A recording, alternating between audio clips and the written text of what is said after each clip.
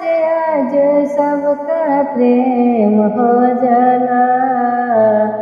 देशवा से आज सबका प्रेम हो जाला।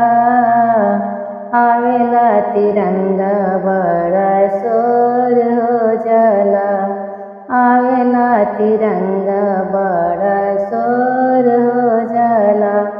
केसा केसरिया जो करे सारी बतिया कैसे भैनी आजाद हो। केसा केसरिया जो करे सारी बतिया कैसे भैनी आजाद हो। सबकी नजरिया धज की ओर हो जाला। सबकी नजरिया ध्वज की ओर हो जाला।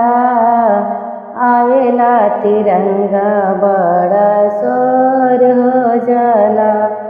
आवेला तिरंगा बड़ा शोर हो जाला।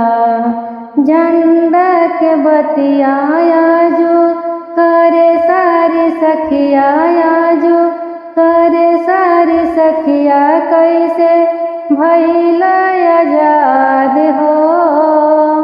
कैसे भैला आजाद हो। सबकी नजरिया गुरु की ओर हो जाला।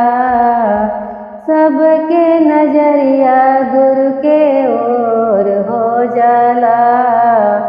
आवेला तिरंगा बड़ा शोर हो जाला। आवेला तिरंगा बड़ा शोर हो जाला।